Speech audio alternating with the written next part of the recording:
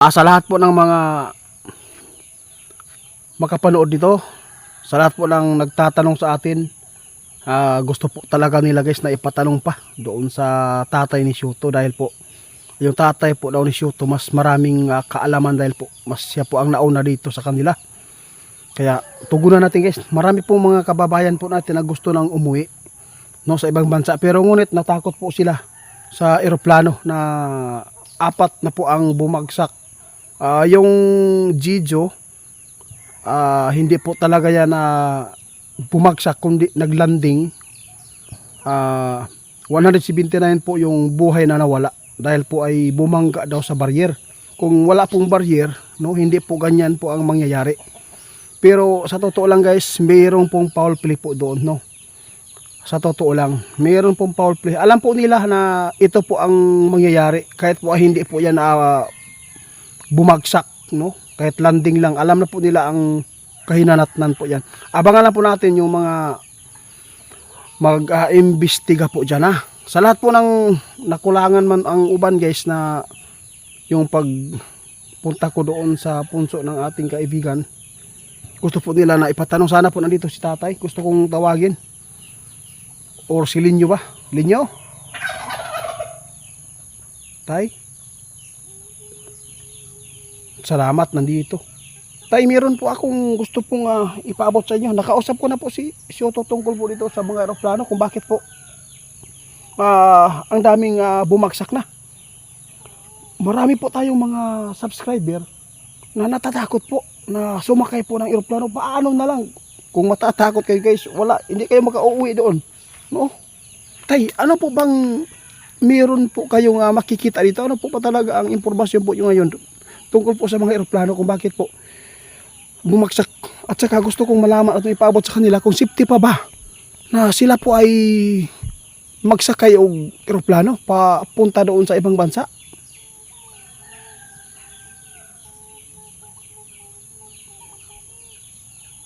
Sa lahat po ng uuwi sa ibang bansa, huwag kayong matakot daw. Sabi ng ating kaibigan, nagkakataon lang po talaga na mayroon po pangyayaring hindi po inaasahan.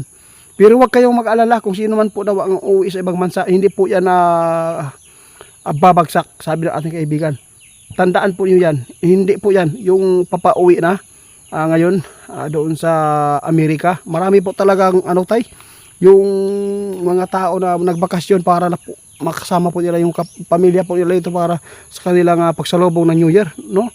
Natakot po sila kasi nakita po nila apat na po na eroplano ang nadali, o pinaka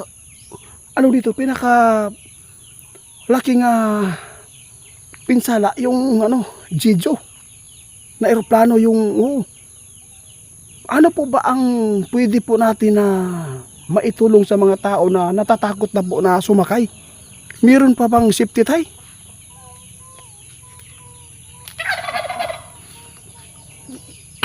Sa lahat po ng natatakot, huwag po kayo matakot, ha.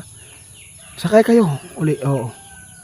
Ito lang po, tandaan po yun yan. Wala pong mangyayari po doon tulad po sa Jeju na sa landing, no, nangyari po yung tragedya. Huwag kayong mapatakot po, kasi ngayon mas pinaigtingan pa nila, pinahigpitan pa nila yung pag infection sa mga eroplano ngayon, kaya safety po sila ngayon. Tandaan po natin, kapag mayroong mangyaring ganito, kung kagagawan man po talaga ng tao yung nangyari po dito sa Jeju, doon po yung malalaman, no, hindi po yan mangyari po ang tragedya pa ngayon, dahil po ay nakita ng ating kaibigan na infection ay pinahigpit po ngayon. Sana po ay makapanood po yung iba, pakishare po guys, para po, kasi marami po, libo-libong mga tao na bumisita dito para sa kanilang kamag-anak na makasama po nila, kaya natakot po sila. Nais po nilang dagdagan pa yung katanungan natin. Tay, meron po akong gustong malaman, bakit po ito nangyari?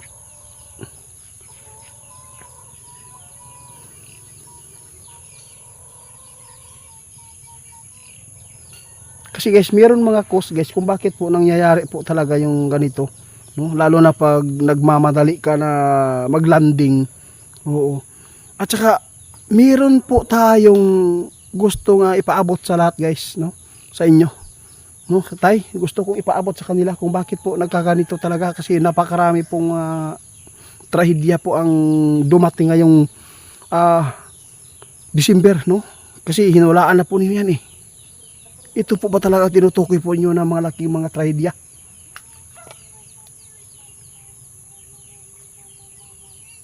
So, guys, ito po ang sabi ng ating kaibigan, ha. Alam po ba ninyo kung bakit po maraming trahedya po sa eroplano ngayon? Dahil po sa sobrang talino ang mga tao.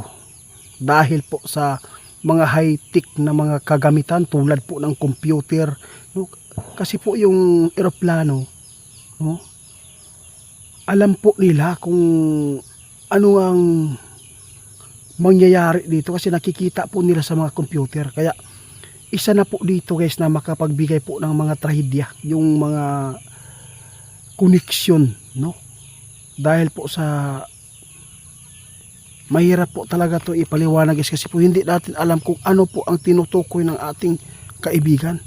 Tay, gusto ko malaman, tay, ano po talaga ang ibig mong sabihin kung bakit po ninyo nasabi ito, na dahil po sa mga high-tech na mga kagamitan po dito sa bansa namin at saka doon sa ibang bansa, no, na yung mga tao kaya po nilang gumawa na tulad po ng remote, di ba?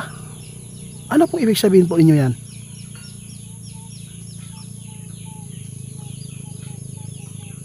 Dahil po talaga sa gawan sa tao, guys, no?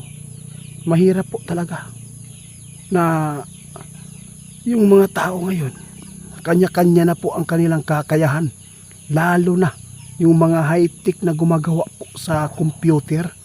Kung bakit po ngayon daming nangyayaring trahedya sa eroplano pa, dahil po yes, mga computerized, guys. Kayo na lang po mag-intindi dito, guys, ha? Kasi po hindi ko po alam kung ano po ang nais po iparating ni kaibigan. Dahil isa na po dito nakapagbigay yung trahedya, yung mga sinasabi po ni tatay na pinapaabot dahil sa computerized, guys, na mga kagamitan po dito sa ating mundo. Kaya ito po isa na po dito na makapagbigay ng trigger sa eroplano. Kaya nagkaroon po ng hindi magandang pangyayari tulad po ng mga pag lost contact siguro sa mga computerized, guys. Kaya ito po talaga ang pagkatandaan natin. Isa lang po talaga ang nais natin na ipaabot na makatulong sa lahat, ang pagdarasal lang po sa Panginoon. Kayo ay aalis, dasal kayo ng taimtim para po ay samahan kayo po ng anghel, no? Ito po talaga ang pinakamaganda. Kasi yung tao, tay, sa totoo lang, alam po nila kung paano pwede po nila yan pasasabugin, guys, no? Anytime. Dahil po sa computerized na po ngayon. Parang wala tayong magagawa kung mayroong talaga mga terrorist na ilalagay po sila doon sa eroplano na pwede lang pindutin. Yun po ang tinutukoy namin. Oo, yun. Pwede po pindutin lang agad para po ay sasabog yan. At saka maging may kapansanan na po yung paglipad po ng eroplano. Ito po yung ibig sabihin namin, guys. Kasi po napaka-high-tech. Tingnan po niyo ngayon yung mga drone, no? Pwede na makapag-spray. Katulad lang po yan dahil sa kagawan po ng tao. Kung mayroong terrorist po na nangyayari po doon sa 179, kung mayroon pong mga nagtrabaho doon sa loob ng eroplano, kung mayroon pong binabayaran dyan na ilagay dyan pagkatapos pag landing, ayun po ang gagawin nyo, pindutin nyo para po ay maging napinsala po yung na injured po yung diba? Kaya hindi po nakabalance po yung eroplano. Kaya ganyan lang po talaga ang ating tinutukoy po. Isa na po dito yung mga tao na may kaalaman po dito sa pamamagitan po sa computerized po. Kaya salamat po Taya.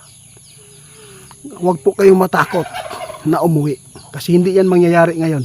Dahil po ay pinahigpitan nila yung infeksyon. At saka alerto po ngayon ang mga